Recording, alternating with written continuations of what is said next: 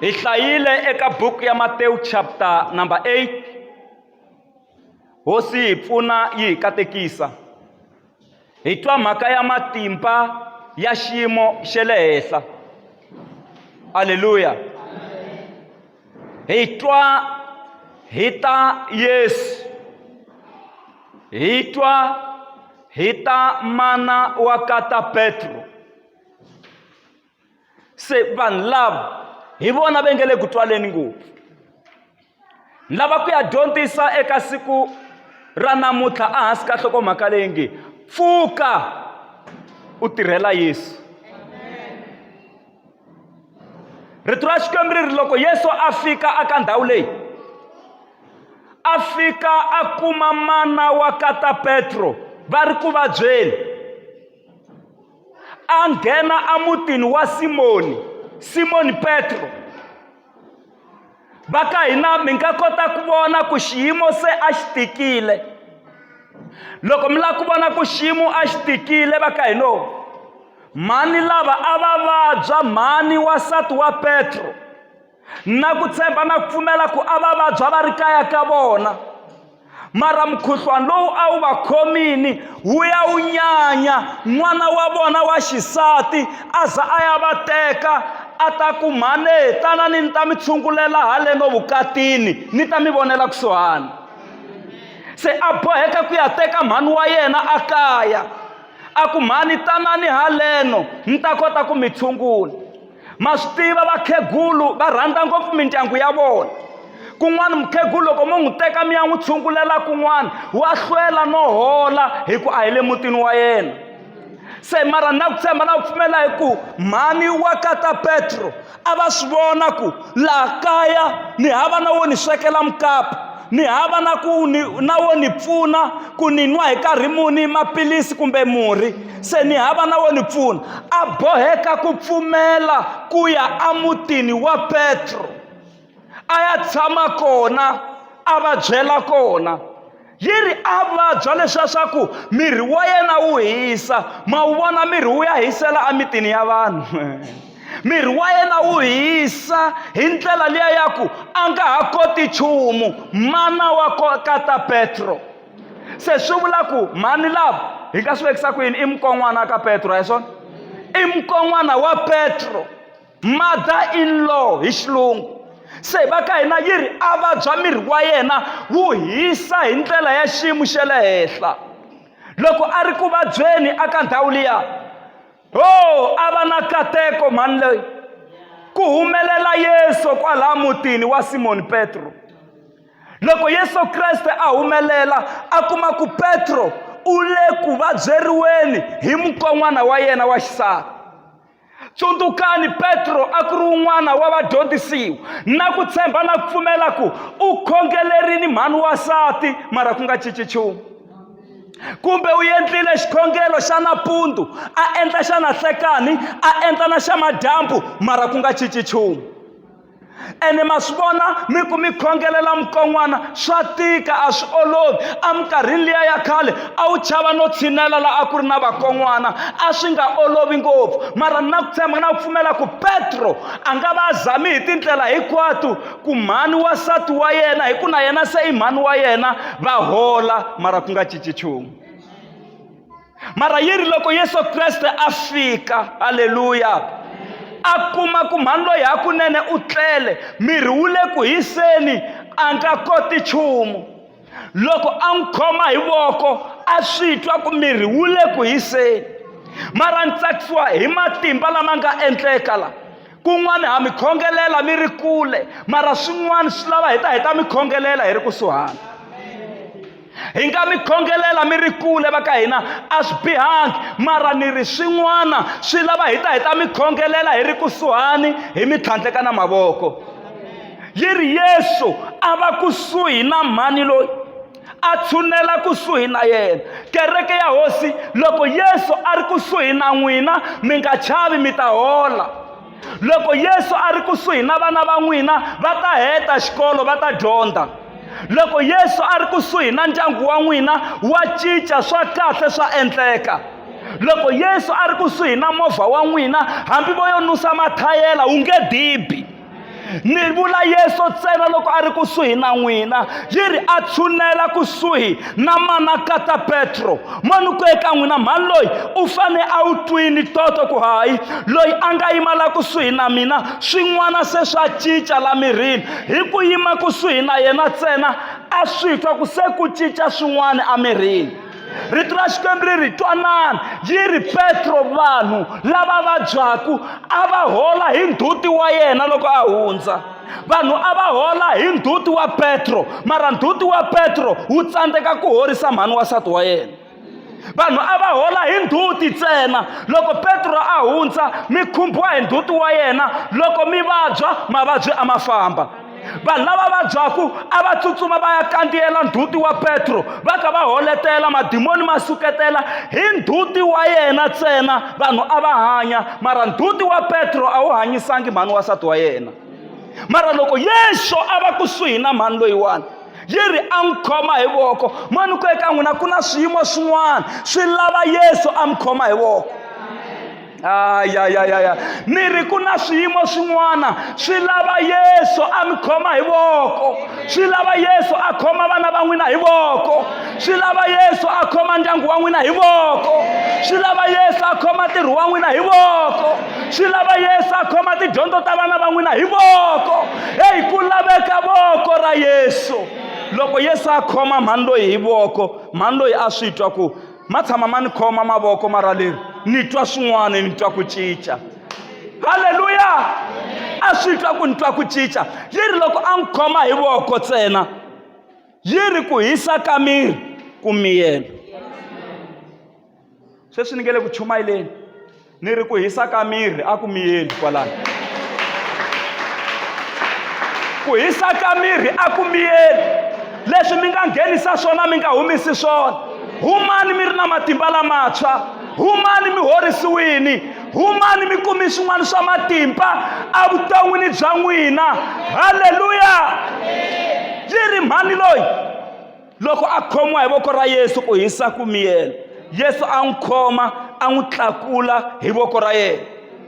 Swa endleka kwalano mi nga swi voni, hlayani na letin'wanyana. Ku na tin'wana loko mi hlayi buku ya Marka, hlayani na Luka, mi hlaya na Matewu, mi ti hlaya ta fambisana. Haleluya! Yi ri a n'wi khoma hi voko. Loko a n'wi khoma hi voko a tlakuka, ni tsakisiwa hi mhaka yin'wana ya matimba la. Yi ri kutani a suka a yima a tirhela Yesu. Hi laha nhlokomhaka ya hina yi nga kona la. Hi laha nhlokomhaka ya hina yi nga kona. Yi ri kutani a suka a yima a endla yini kereke? Va ka hina i swiyimo swingani evuton'wini leswi a swi hi veki hansi. Yesu a hi pfuxa ka swona, mara hi tlhela hi tshama hansi hi nga yi mahlweni. Pfuka u suka u yima, suka u yima u tirhela Yesu. Pfuka u tirhela Yesu. I nhlokomhaka ya siku ra namuntlha. Va ka hina swiyimo leswi a swi hi veki hansi, i Yesu a nga nghenelela hi kota ku tlharamuka. Lexi nga sala i ku tirhela Yesu. Loko u horisiwa, pfuka u tirhela Yesu. Loko Xikwembu xi ku nyika ntirho, u tshami malembe lamo tala u nga tirhi, pfuka u tirhela Yesu. Loko u pasa xikolweni swi ku fambela kahle, pfuka u tirhela Yesu. Loko swa vukati bya wena swi ku swi famba kahle, hey, swi le ku tikeni ka van'wanyana, pfuka u tirhela Yesu. Ku laveka kereke leyi nga ta pfuka yi tirhela Yesu. Dyambu ri nge se pela, hikuva ri ta pela siku rin'wanyana laha mani na mani a nga ta ka a nga ha swi koti ku tirha. Mara ni kona ku ta hlohlotela hi ku leteriwa hi moya lowo kwetsima ku Potter's House. Pfuka u tirhela Yesu. Pfuka u tirhela Yesu. U ma tirhelile madokodela u ku hakela timali, i nkarhi wa ku pfuka u tirhela Yesu. U n'wi tirhelile Labani swi ringene, i nkarhi wa ku pfuka u tirhela Yesu. Papa va ndyangu mi va tirhelile swi ringene, i nkarhi wa ku pfuka mi tirhela Yesu. Van'wani mi va tirhela na ku khensa va nga mi khensi, i nkarhi wa ku pfuka mi tirhela Yesu. Potter's House, pfuka u tirhela Yesu. Pfuka u tirhela Yesu. Pfuka u tirhela Yesu. aka xiyimo xin'wana na xin'wana lexi u hlanganaka na xona, pfuka u tirhela Yesu. Haleluya. Ni nga ri na mali xikhwameni, pfuka u tirhela Yesu. Ku ri hava na swakudya kaya, pfuka u tirhela Yesu. Loko u tirhela Yesu, Yesu u ta lunghisa swa wena. Loko u tirhela Xikwembu, Xikwembu xi ta lunghisa swa wena. U nge tirheli Yesu swi helela pfukeni. Pfuka u tirhela Yesu. Pfuka u tirhela Yesu. I vanhu vangani hi nga va catisa kerekeni? Vona cata va ku sweswi va ha n'wi tirhela Yesu. A ni va swi kumile leswi a va swi lava. Swi lava ku pfuka u endla yini? U tirhela Yesu. Yi ri mani loyi a pfuka a tirhela Yesu. A nga tirheli Yesu ntsena, a tirhela na vadyondzisiwa lavaya lava va ri kona. Leswi a fane a rhumarhumiwa hi vadyondzisiwa. Loko ku ri ku swi lava ku sweka kumbe ku tlilina kumbe swin'wanyana, yi ri mani loyi a pfuka a tirha hi matimba as if a nga ri ku vabyeni. Ingaku a ku ri ndlela ya ku khensa ku a ni fini a ni flampini ni horini. I nkarhi wa mina wa ku cinela Yesu hi milenge ya mina. I nkarhi wa mina wa ku yimbelelela Yesu. I nkarhi wa mina wa ku tirhela Yesu hi ku khongela. I nkarhi wa mina wa ku tirhela Yesu hi ku nyikela. Hey, suka u yima u tirhela Yesu.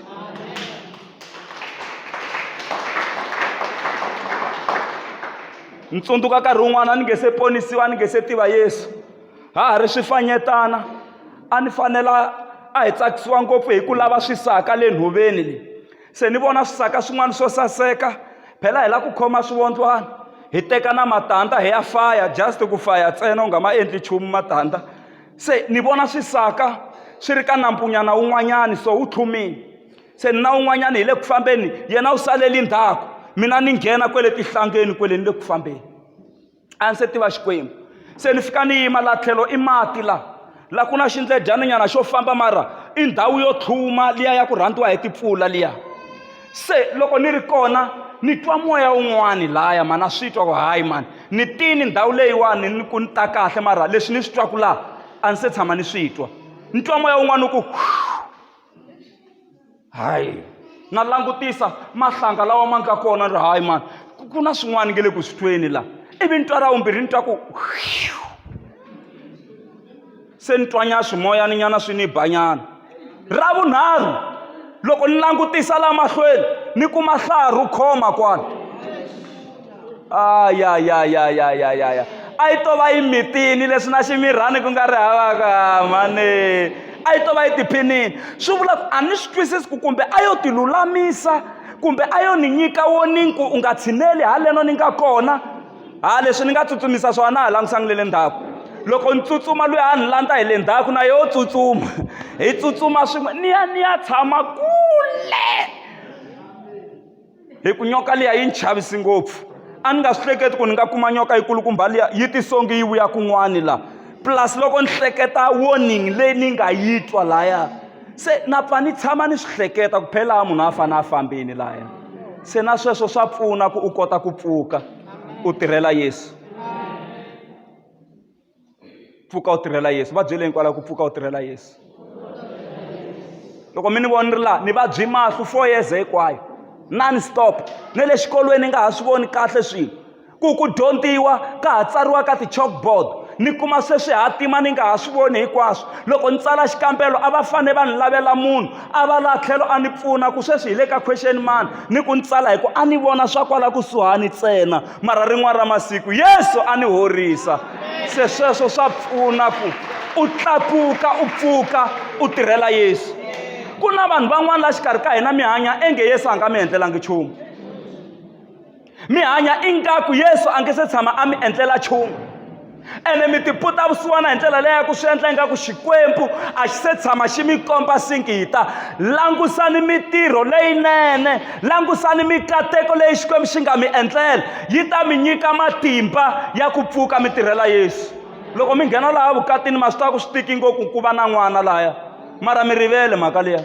Ma swi tiva ku swi tiki ngopfu, naswona sweswo swa pfuna ku munhu loko a swi hleketa a pfuka a tirhela Yesu. van'wani mi hlangane na ti-accident la ku wa kunene hi timovha ti vumbuluka mara xikwembu xi mi pfuna mi huma ma hanya na namuntlha sweswo swi nga mi pfuna ku mi pfuka mi tirhela Yesu mi tiva xiyimo xa le ndyangwini wa ka n'wina na mindhumba leyi a yi ri kona mi tiva na leswi a mi zondzisiwa swona loko mi ya kerekeni na rixaka a ri nga ha mi tsakeli hi ku a ku ri n'wina ntsena wo khongela mara namuntlha se va swi twisisa van'wani va mi landzile le kerekeni mindhumba se yi hisiwile mara ma rivala na sweswo a swi fanele swi mi pfuna ku mi kota ku pfuka mi tirhela Yesu pfuka u tirhela Yesu ku fana na manakata Petro a pfuka a tirhela Yesu xivutiso hi ku mi hava vumbhoni n'wina na xikwembu a xi se tshama xi mi endlela nchumu na ku hava nchumu lowu nga mi hlohlotelaka ku mi kota ku pfuka mi tirhela Yesu na leswi mi n'wi tirhelisaka swona Yesu swi enele na mi twa swi enerini na swi lava ku hi tlakuka hi tirhela Yesu hi ku tiyimisela na ku tinyiketela Haleluya ni nga mbali dzovo ra nyimpfu andeni ni ri mhisi nyimpfu a yi vi nyimpfu mhisi a yi vi mhisi Haleluya rito ra Xikwembu ri ku eminkarhini ya ku hetelela vanhu va kona va ta va na tinghohe ta vukhongeri mara va kha va ala matimba ma byona mara nghohe i ya vukhongeri mara u ala matimba ya vukhongeri se a hi swi lavi ku producer vanhu va ku fana na valavo hi lava ku hi va na tinghohe ta vukhongeri hi ri karhi hi pfumela na matimba ya kona hi lava ku tiva Yesu hi tlhela hi tiva na matimba ma yena vutomi byi ya emahlweni pfuka u tirhela Yesu a hi sikeni hi yima hi milenge ya hina va ka hina loko na ha ya ku pfaleni sweswi hi nga kwala ku na vanhu lava tirhaku va tirhela vaprofeta mali ya vona yi helela vaprofeteni ku na vanhu namuntlha lava tirhaku va tirhela tin'anga mali ya vona yi helela a tin'angeni ku na vanhu lava tirhaku va tirhela vamachonisi mali ya vona yi helela ko vamachonisi ku le ku hakeriweni ko vamachonisi mara namuntlha ni kona ku mi hlohlotela ku mi va tirhelini vanhu valavo swi ringene namuntlha pfukani mhani wa mina mi tirhela Yesu pfuka kokwani u tirhela Yesu pfuka papa u tirhela Yesu mani pfukani mi tirhela Yesu muntshwa pfuka u tirhela Yesu n'wana lowu wa Sunday school pfuka u tirhela Yesu i nkarhi wa ku tirhela Yesu hi swi tirhelini swilo swi ringene i nkarhi wo tirhela Yesu van'wani va tirhela Jewish van'wani va tirhela leswiya na leswiya van'wani va tirhela leswiya na leswiya mara i nkarhi wa ku tirhela Yesu xitori xin'wanyani xa munhu loyi a tirhela swa misava a rhandza swin'wana swa misava swinene ve ri munhu loyi a fika laha a nga humeleriwa hi accident endhawini ya le tshaveni laha movha wu nga chakamela ka yin'wana ya misinya a pona yi n'wi hlata a huma se vanhu va tsutsumela va ya khoma va n'wi humesa lahaya va ku khensa Xikwembu hikuva xi ku pfunile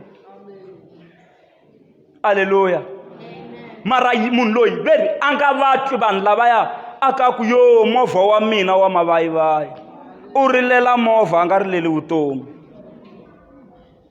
va ku ha ku movha wa wena phela u tsemeki voko ha voko ra ximatsi a ku wachi ya mina yo duro a nga rileli voko u rilela wachi leyi nga famba na voko swi vula ku munhu loyi a khomeleri ka rifuwo ra misava ma vona loko mo za mi fika ka position ya ku khomelela ka rifuwo ra misava mi lahlekile